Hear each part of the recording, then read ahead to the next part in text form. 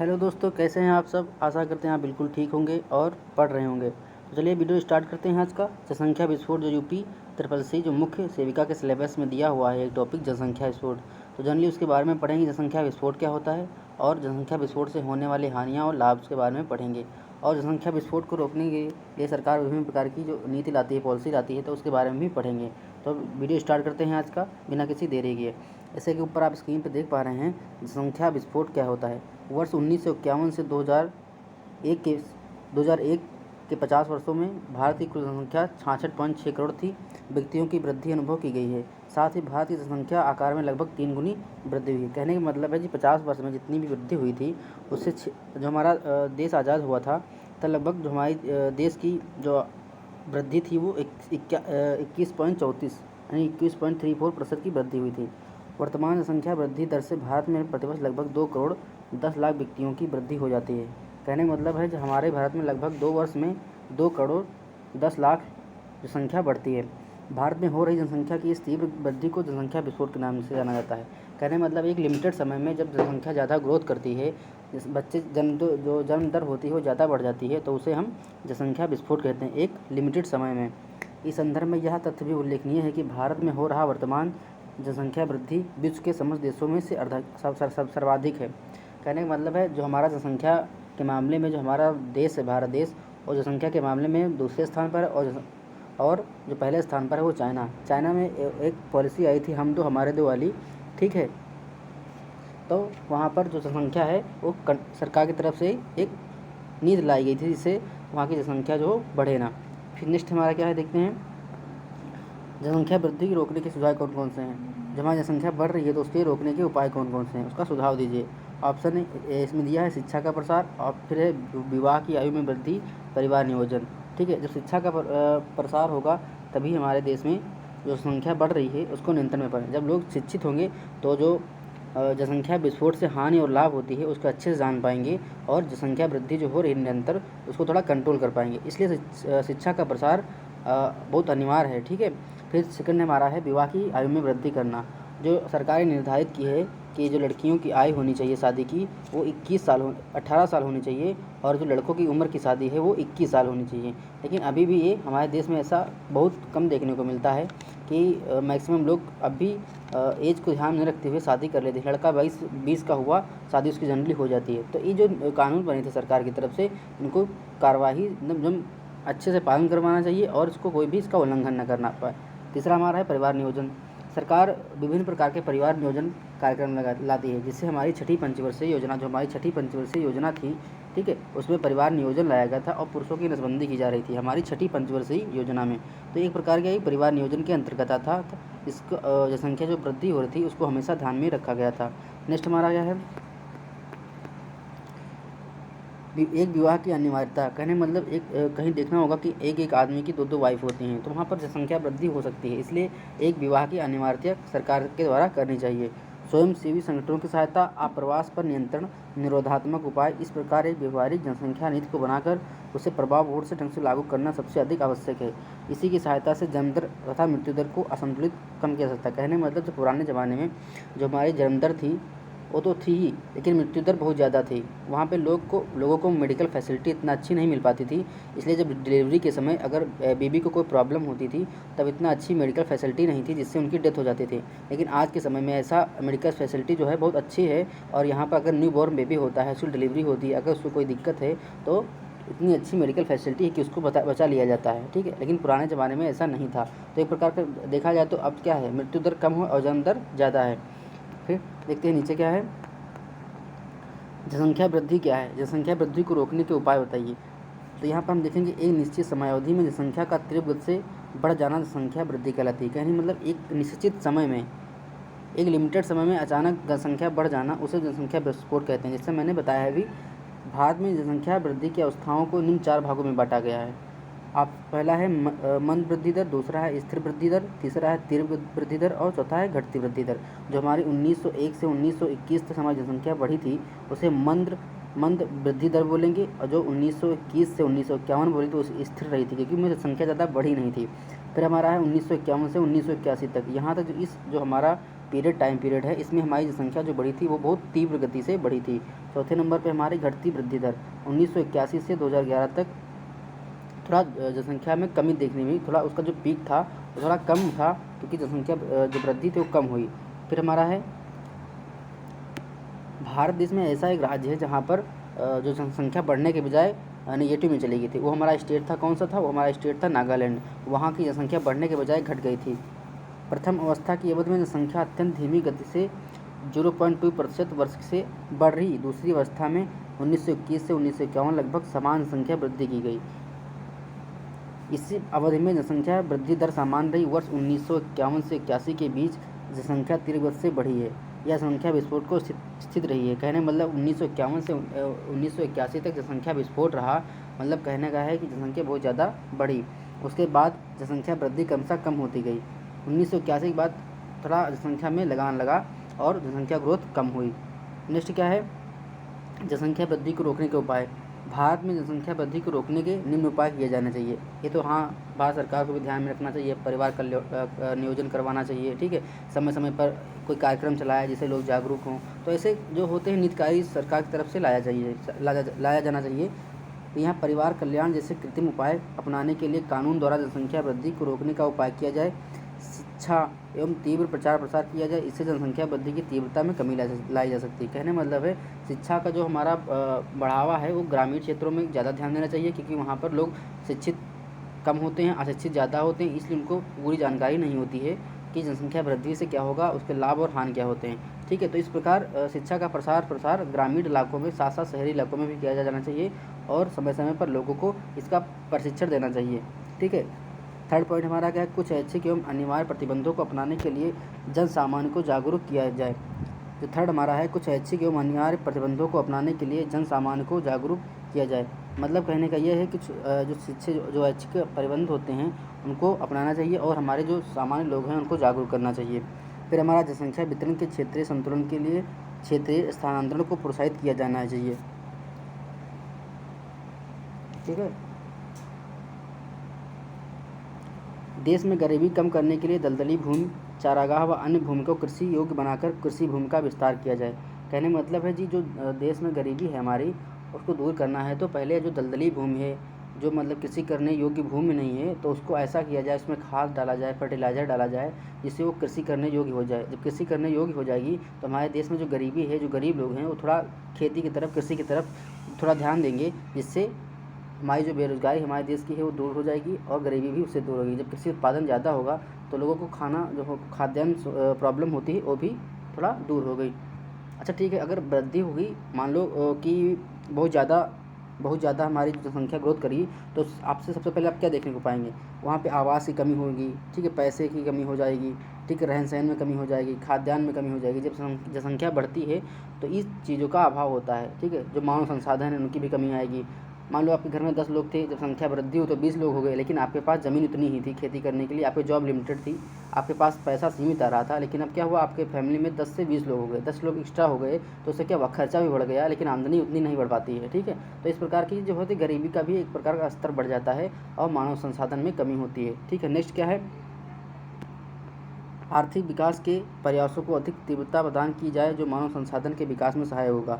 आर्थिक विकास हेतु कृषि विज्ञान को विविधों एवं उद्योगों एवं कृषि उत्पादन में वृद्धि हेतु ऊर्जा उत्पादन और विकास को अधिक ध्यान देना चाहिए। कहने का मतलब है जो सरकार है उसको मतलब इंडस्ट्री लगानी चाहिए, ठीक है, और जो वृद्धि ऊर्जा वाले उत्पादन वाले स्रोत हो तो उनमें ध्यान देना चाहिए। कहने मतलब है जो लोग बेरोजगार हैं वो बेरोजगारी से दूर होकर रोजगार की तरफ बढ़ेंगे, जिससे हमारे देश की जो जीडीपी है उसमें भी वृद्धि होगी और लोगों को थोड़ा आय का सोर्स भी मिल पाएगा। इससे ज़्यादा अच्छा है कि सरकार कोई ना कोई नए योजनाएं लेकर आती है, कभी कोई योजना कभी दूसरी योजना इसलिए लेकर आती है क्योंकि लोग उसमें इन्वॉल्व हों, काम करें और सरकार की जो जीडीपी है उसमें थोड़ा बढ़ोतरी करें और अपनी आय में थोड़ा बढ़ोतरी करें, और जो बेरोजगार बैठे हैं वो बेरोजगार न बैठें, थोड़ा रोजगार की ओर ध्यान दें, ठीक है। नेक्स्ट देखेंगे क्या है? भारत में जनसंख्या वृद्धि के कारणों का उल्लेख करते हुए जनसंख्या वृद्धि को रोकने के उपाय बताइए। इसमें क्या है, वर्तमान भारत में तीव्र जनसंख्या वृद्धि के पीछे सब प्रमुख कारण यह रहा है कि स्वास्थ्य सुविधाओं की अत्यधिक प्रचार प्रसार से महामारियों तथा अनेक गंभीर बीमारियों पर हाँ वही मैंने बताया कि जो पुराने ज़माने में इतनी संक्रामक बीमारियां होती थी, कोई भी बीमारी होती थी तो वहाँ इतनी अच्छी मेडिकल फैसिलिटी नहीं होती थी। जब मेडिकल फैसिलिटी नहीं होती तो अगर कोई बच्चा बॉर्न हुआ तो उसको मतलब ICU में एडमिट कराना है, लेकिन पुराने ज़माने आज 1951 में इतना ज़्यादा फैसिलिटी नहीं थी, ठीक है। तो वहाँ जो बच्चे होते थे वो एक्सपायर हो जाते थे और तब जो हमारी जन्म दर थी वो कम हो जाती थी। लेकिन आज के ज़माने में ऐसा है कि कोई पेरेंट्स ये नहीं चाहता कि उसका बेबी डेथ हो जाए, एक्सपायर हो जाए, कोई नहीं चाहता। इतनी अच्छी मेडिकल फैसिलिटी है कि अगर नाइन्थ मंथ का बेबी होने से पहले अगर 8 मंथ में उसकी डिलीवरी हो गई तब उसको NICU और ICU में रख कर उसकी लाइफ को बढ़ा देते हैं, ठीक है, और उसको जो मतलब मरने से बचा लेते हैं, उसकी डेथ नहीं होने पाती। इतना अच्छा हमारे वहाँ देश में मेडिकल फैसिलिटी है, ठीक है। तो कहने का मतलब यही है कि जन्म दर बढ़ रहा है और मृत्यु दर जो हमारी है वो घट रही है। साथ ही कृषि उद्योगों के क्षेत्र में हो रहे तीव्र विकास के जीविकोपार्जन के साधनों में वृद्धि होगी, जिसके कारण भारत में औसत व्यक्ति की प्रत्याशित आय में हाँ वही कहने का मतलब है, जब उद्योगों में वृद्धि होगी साथ ही कृषि में वृद्धि होगी तो लोगों में एक ज़्यादा उत्पादन करेंगे, कृषि में उद्योगों में काम करेंगे तो उनकी आय में प्रतिवर्ष बढ़ोतरी होगी, ठीक है, और उनकी बेरोजगारी दूर होगी। भारतवर्ष में 1951 के बाद हो रही जनसंख्या के तीव्र वृद्धि के लिए निम्नलिखित कारण है। क्या कारण है उसमें हम देख रहे हैं। मृत्यु दर का कम होना, मैंने बताया कि मृत्यु दर जो है कम हो रही है। 1901 से 1911 के दशक में प्रतिवर्ष 1000 संख्या के पीछे मृत्यु दर 42.6 थी। कहने का मतलब है जो 1901 से 1911 में जो जनसंख्या हमारी 1000 थी, अगर उसमें 1000 में केवल 42 लोग मरते थे। फिर 1961 से 1971 तक मृत्यु दर घटकर क्या होगी, 18 हो गई। कहने का मतलब है 1961 से 71 10 वर्ष में यह जो हमारा औसत था वो 18 हो गया। 1000 में से 18 लोग मरते थे जन्म दर, यानी कि अगर पैदा हुए 1000 लोग तो उसमें से 18 लोग मर जाते थे। फिर क्या हुआ, 1991 से 2000 के दशक में यह घटकर 8 रह गई। कहने का मतलब 1991 से 2001 के मध्य यह जो संख्या थी वह 8 रह गई। 1901 से 11 तक अवधि में भारत की प्रति व्यक्ति औसत आयु केवल 23 वर्ष थी, जो कि 1961 में बढ़कर 46 वर्ष हो। कितना बढ़ गया, 23 गुना, लगभग दोगुनी स्पीड से बढ़ गई। बस 1998 में लगभग 61 वर्ष तक पहुंच गई थी। स्पष्ट है कि मृत्यु दर में तीव्रता से गिरावट के परिणामस्वरूप ही भारत में संख्या वृद्धि को बल मिलता है, ठीक है, क्योंकि मृत्यु दर जब हो नहीं रही है, इतनी मृत्यु हो नहीं रही है, आदमी बीमार होता है तो इतनी अच्छी मेडिकल फैसिलिटी है कि वो ठीक हो जा रहा है, ठीक है, तो उसकी जो मृत्यु दर है वो कम हो रही है। लेकिन जो 1901 में था, जो वहाँ पर औसत वायु निकाली गई तो वो 23 वर्ष थी, क्योंकि हाँ एक आदमी 23 वर्ष के बाद एक्सपायर हो जाएगा। लेकिन अब क्या है, 46 और 61 वर्ष हो गया है। फिर हमारा क्या है, जन्म दर का अधिक होना। वर्ष 1901 से 1911 की अवधि में जन्म दर 49.2 प्रति हज़ार थी, जो वर्ष 1991 से 2001 में घटकर केवल 27 हो गई। पहले कितनी थी, 49 थी, अब घटकर हो गई 27। तो ये मृत्यु जन्म दर जो था वो अधिक हो गया। कहने मतलब जो 50 थी अब क्या हो गई, 27 हो गई। नेक्स्ट हमारा है, विकसित राष्ट्रों की अपेक्षा यह जन्म दर अधिक है। संयुक्त राज्य अमेरिका, ब्रिटेन, जापान, फ्रांस तथा ऑस्ट्रेलिया में यह जन्म दर 10 से 20 प्रति हज़ार है के मध्य मिलती है। कहने में जो विकसित देश हैं वहाँ पर जनसंख्या ग्रोथ 10 से 20 व्यक्ति जो हैं प्रति हज़ार के रेशियो में बढ़ते हैं। यही नहीं, भारत के जिन राज्यों में मृत्यु दर अधिक है वहीं उन्हीं राज्यों में जन्म दर भी अधिक मिलती है, जो भारत में जनसंख्या वृद्धि को बल देती है। कहने मतलब भारत में ऐसे कुछ स्टेट हैं जहाँ पर जन्म दर भी आपको ज़्यादा मिलेगी और मृत्यु दर कम मिलेगी, ठीक है। ऐसे भी स्टेट हैं जैसे यूपी हो गया, बिहार हो गया, ठीक है। फिर देखते हैं विवाह तथा संतानोत्पन्न एवं धार्मिक कर्तव्य। भारत में सभी व्यक्ति चाहे वो अपाहिज, रोगी अथवा अत्यंत दरिद्र क्यों न हो, विवाह करना चाहते हैं। कितना अच्छा लिखा कि भारत में सभी लोग चाहे वो दरिद्र हो, चाहे विकलांग हो, चाहे अंधे हो, चाहे लंगड़े हो, सभी चाहते हैं कि हमारी शादी हो। ऐसा इसमें लिखा है। संतानोत्पत्ति एक धार्मिक कर्तव्य माना जाता है। कभी कभी सुना होगा कि आपस में लोग कोई बात कर रहे हैं तो बच्चा अगर पैदा तो क्या कहते हैं, भगवान की देन है। अरे भगवान की देन नहीं होती, अल्लाह की देन नहीं होती, ये सब यहीं पर है और तो आप ही लोग की ये देन है, ठीक है। ऐसा नहीं कहना चाहिए कि हाँ जी बच्चा पैदा हुआ कि क्या कहा जाए कि हाँ भगवान की देन थी तो हो गया, तो ऐसा नहीं है। भगवान की कुछ देन नहीं होती है, आप लोग उसकी देन है, तो उसको ध्यान में रखिए। निसंतानता व्यक्तियों को तिरस्कार की दृष्टि से देखा जाता है। साथ ही भारत पिछड़े के क्षेत्रों में प्रायः कम उम्र में विवाह संपन्न हो जाते हैं। कम उम्र में विवाह भी होना एक जनसंख्या वृद्धि का कारण है, क्योंकि कम उम्र में जब लड़की की शादी हो जाती है तो संतानोत्पत्ति की क्षमता होती है वो बढ़ जाती है, जिससे हमारी जनसंख्या वृद्धि में एक इजाफा देखने को मिलता है। जनसंख्या वृद्धि में सहायक होते हैं। इनके अलावा भारतीय परिवारों में बेटों की चाहत भी संख्या बढ़ाने में सहयोग करती है।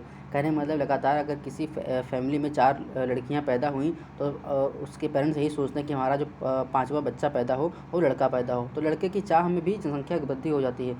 क्योंकि सोचते हैं कि हाँ अब लड़का हो जाए तो इसके बाद हम बच्चा पैदा नहीं करेंगे, दूसरा बच्चा तीसरा बच्चा पैदा नहीं करेंगे। तो लड़की की चाह होती है, लड़की की चाह के बाद सोचते हैं कि हमारा एक बच्चा हो जाए, लड़का हो जाए, तो उसके बाद हम संख्या वृद्धि नहीं करेंगे। ठीक है, सोचते कि 5 लड़कियाँ हमको हो गई तो छठा बच्चा जो पैदा हो वो लड़का हो, लेकिन छठा बच्चा जो पैदा हुआ वो भी लड़का नहीं हुआ, तो सोचते हैं 7वां बच्चा जो हमारा वो लड़का हो। क्योंकि सोचते कि जो सोचते हैं कि समाज में यह मानसिकता बनी है कि जो लड़का होता है वो बुढ़ापे का सहारा होता है, लेकिन लड़की बुढ़ापे का सहारा नहीं होती है।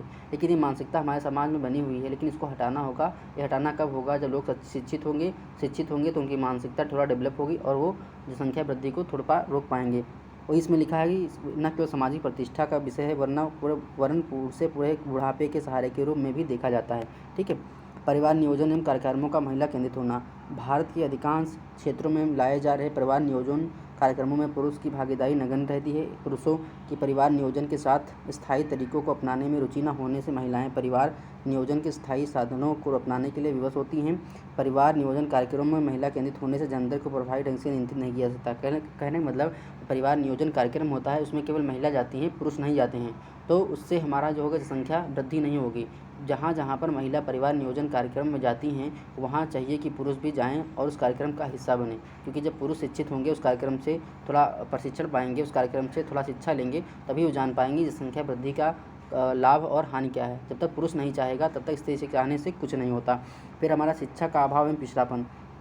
देश की लगभग 35% जनसंख्या वर्ष 2001 आज भी अशिक्षित है। कहने मतलब जो हमारे देश की जनसंख्या थी 2001 जनगणना के अनुसार जो हमारी जनसंख्या थी शिक्षित में जो हमारी साक्षरता थी वो 65% थी और जो 35% लोग थे वो अशिक्षित थे। मैंने कहने का मतलब है कि देश में 35 आदमी असाक्षर थे और 65 आदमी जो थे वो साक्षर थे, पढ़े लिखे थे। ये 2001 की सेंसस जनगणना के अनुसार डाटा दिया गया था। लेकिन 2011 की जो जनगणना हुई थी उसमें जो साक्षरता जो हमारा प्रतिशत था वो 74% हो गया था और जो असाक्षर प्रतिशत था वो 26% हो गया था। ठीक है, जो काफ़ी अच्छा रहा है।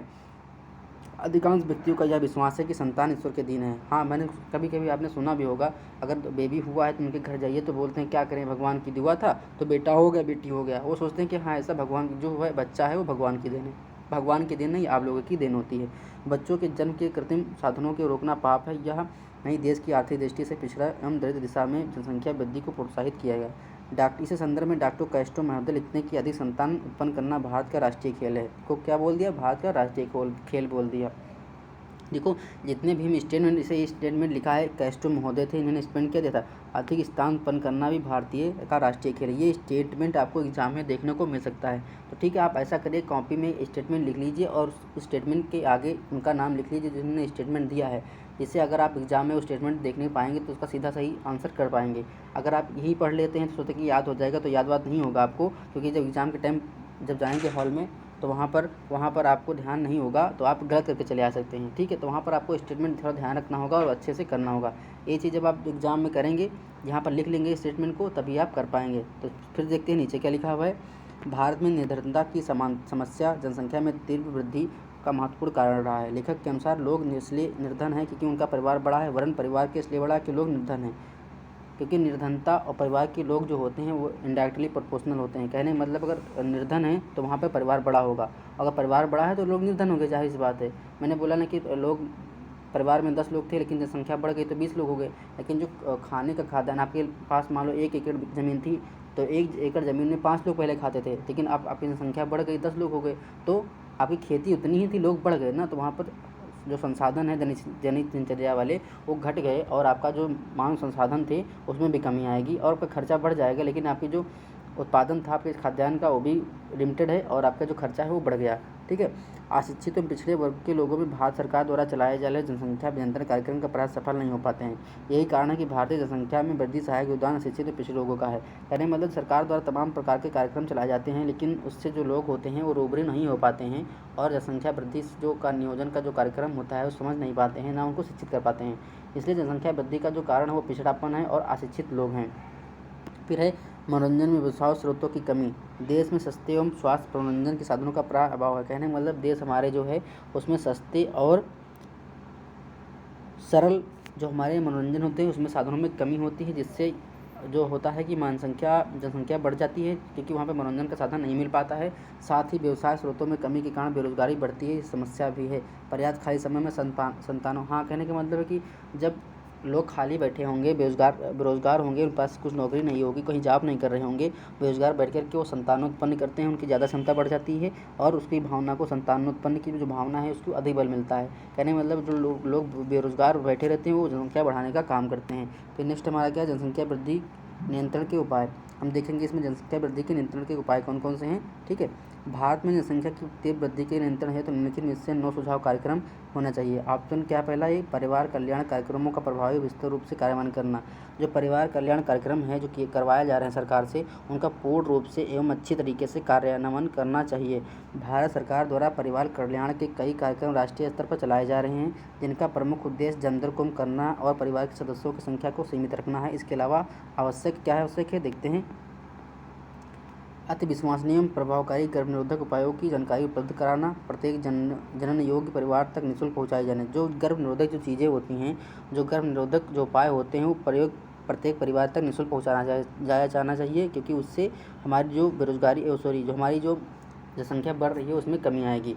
साथ ही परिवार कल्याण कार्यक्रम केवल गर्भ निरोधक साधनों की उपलब्धता तक सीमित न होकर ऐसे कार्यक्रम का कार्यान्वयन करना जाना चाहिए जो परिवार सीमित रखने का प्रोत्साहित करने चाहिए। कहने का मतलब ये है कि सरकार को ऐसा काम करना चाहिए कि जिसमें जो निरोधक उपाय होते हैं, गर्भ निरोधक उपाय, उनको तो अपनाना ही चाहिए, साथ में ऐसा काम करनी चाहिए कि जो लोग प्रोत्साहित हों उससे और अपने परिवार को केवल सीमित रखें, बढ़ाएं ना। ऐसे भी कार्यक्रम सरकार को करवाना चाहिए। फिर ग्रामीण क्षेत्रों में परिवार कल्याण के कार्यक्रम में तीव्रता लाई जाए तथा प्रत्येक 200 जनन योग्य परिवारों में सीमित जननों की जिम्मेदारी एक प्रशिक्षित महिला को प्रदान किया जाए। कहने का मतलब है कि जो परिवार ग्रामीण क्षेत्रों में जो परिवार होता है और परिवार का जो मुखिया होता है, कहने का मतलब परिवार की जिम्मेदारी होती है परिवार नियोजन की, एक शिक्षित महिला को प्रदान किया जाना चाहिए। ठीक है, ग्रामीण क्षेत्रों एवं पिछड़े शहरी क्षेत्रों में अशिक्षा, सामाजिक रूढ़िवादिता तथा अंधविश्वास को समाप्त करने हेतु विशेष प्रशिक्षण शिविरों का आयोजन किया जाना चाहिए।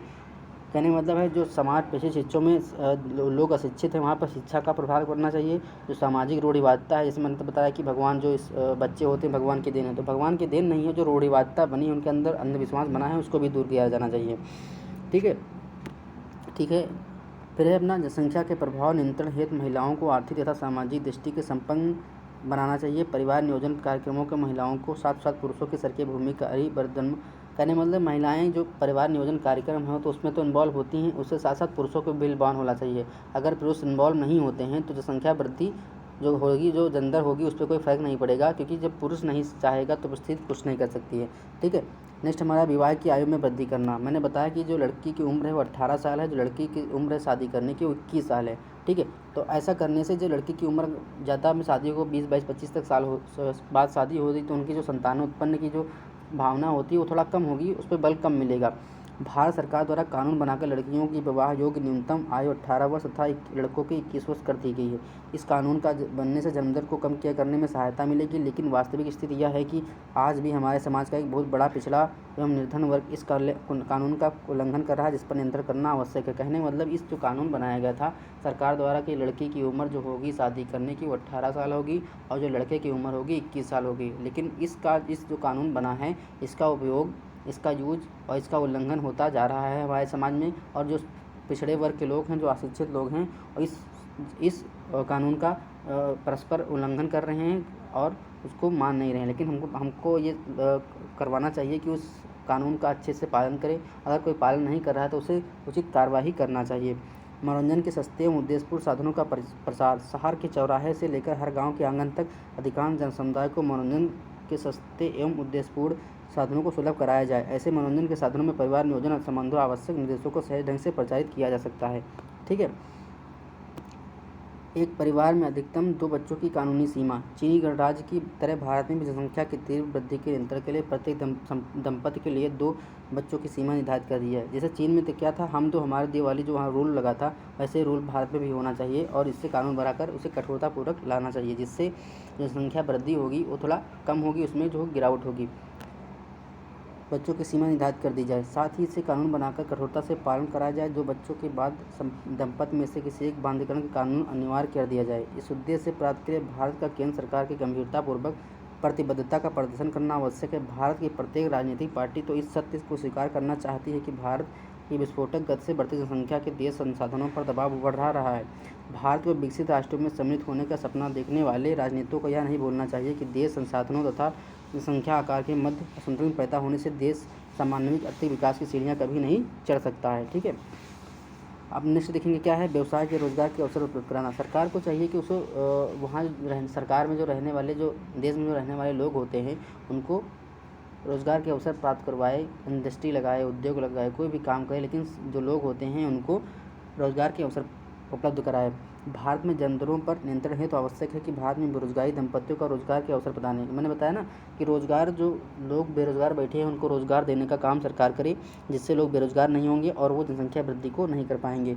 ठीक है, व्यस्त दिनचर्या तथा उत्तम जीवन स्तर ऐसे विचारों में जन दरों में गिरावट एवं स्वाभाविक प्रक्रिया है। उसके लिए यह आवश्यक कि भारत के बिहार, मध्य प्रदेश, उत्तर प्रदेश, राजस्थान, उड़ीसा जैसे पिछड़े राज्यों को ग्रामीण क्षेत्रों में रोजगार उपलब्ध कराने के लिए विशेष कार्यक्रम का कार्यान्वयन किया जाए। कहने मतलब जहाँ पर जनसंख्या बढ़ रही है, मध्य प्रदेश हो गया, अपना बिहार हो गया, यूपी हो गया, राजस्थान हो गया, यहाँ पर जनसंख्या वृद्धि थोड़ा ज़्यादा होती है, तो सरकार को चाहिए कि इन प्रदेशों में अपना जो परिवार नियोजन कार्यक्रम है या जो शिक्षण वाला कार्यक्रम है, लोगों को जानकारी देना, ये थोड़ा मेगा प्रोजेक्ट के रूप में काम करवाना चाहिए, जिससे हमारी जनसंख्या वृद्धि न हो और जनसंख्या वृद्धि को कंट्रोल किया जाए, लगाम लगाया जाए।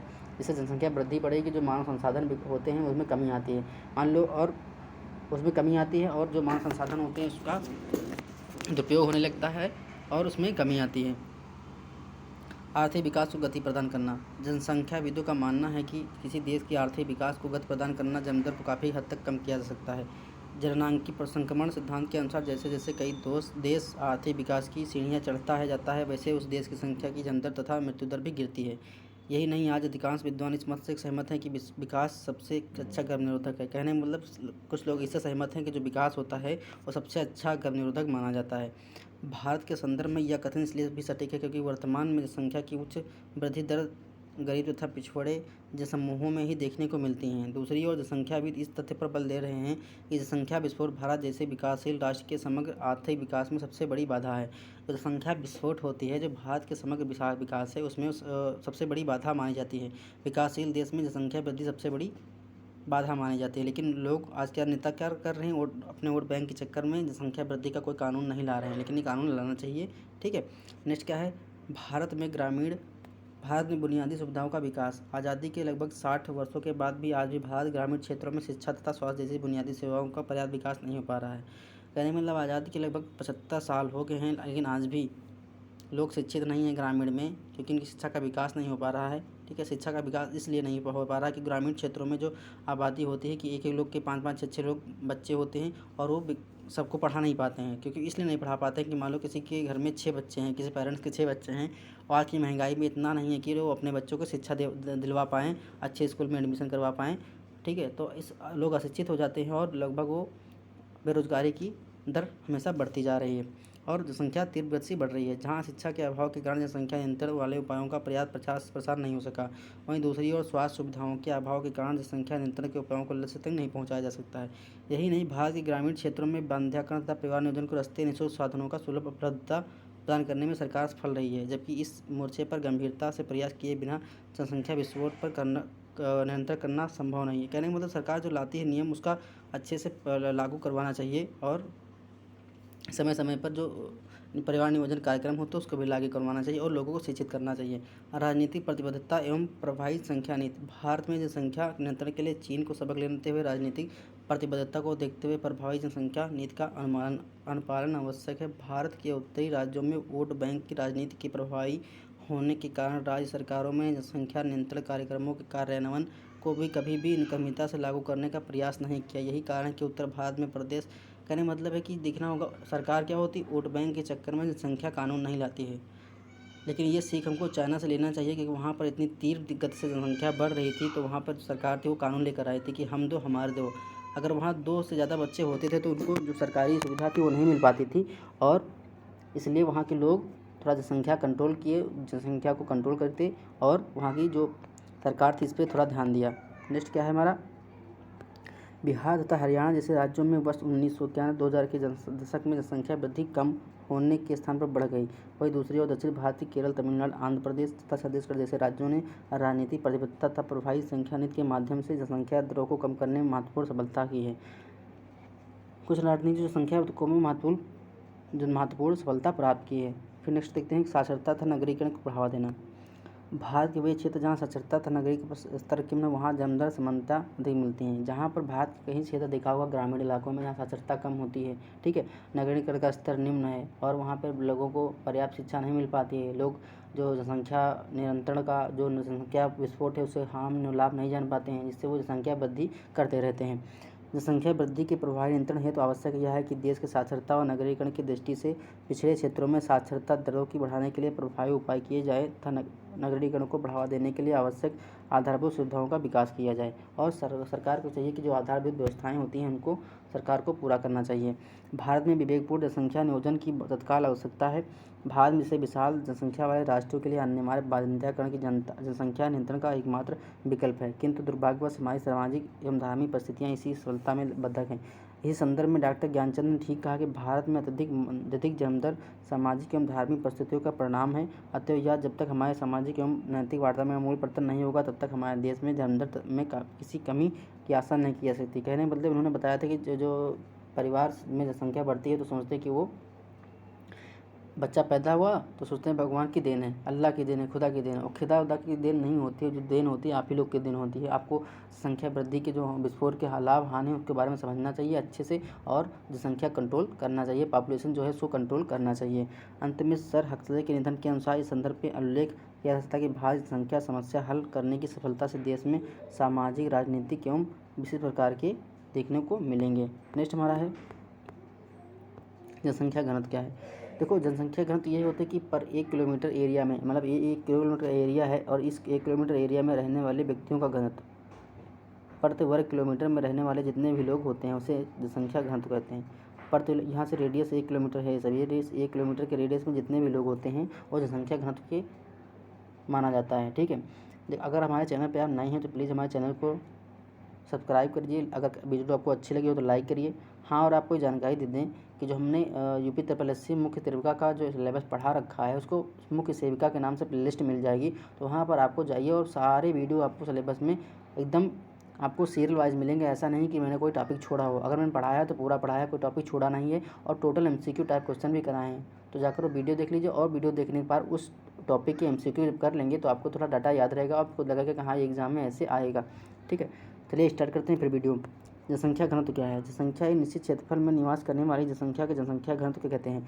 जनसंख्या घनत्व सदैव एक निश्चित भूभाग और उसमें निवास करने वाली जनसंख्या का अनुपात होता है। इससे समानता प्रति वर्ग वही मतलब 1 किलोमीटर में जो संख्या होती है जनसंख्या घनत्व कहते हैं। क्षेत्र के अनुसार दर्शाते हैं। 1 किलोमीटर वर्ग क्षेत्रफल में जितनी जनसंख्या वहाँ निवास करती है उसे वहाँ की क्षेत्रफल से भाग देने पर अनुपात निकल आता है। जनसंख्या घनत्व की इसी जनसंख्या दबाव को दर्शाता है, ठीक है। तो ये जनसंख्या घनत्व के बारे में थोड़ा सा वीडियो था। अब हम अगला वीडियो लेकर आएंगे जो हमारा पार्ट है दहेज, गरीबी उन्मूलन, ये सब के बारे में पढ़ाएंगे। दहेज क्या होता है, जो धार्मिक शोषण क्या होता है, इसके बारे में पढ़ाएंगे, ठीक है, अगले वीडियो में। और हमारी सारी वीडियो जो मुख्य सेविका नाम से सिलेबस एक प्लेलिस्ट बनी है, सारी वीडियो आपको पार्ट वाइज मिल जाएंगी, उसको देख लीजिए और अच्छे से लिख लीजिए, आपका एग्जाम में भला हो जाएगा। आपको वीडियो अच्छी लगी प्लीज़ लाइक करिए और हमारे चैनल पर नए हैं तो प्लीज़ नए चैनल को सब्सक्राइब कीजिए। धन्यवाद, शुक्रिया।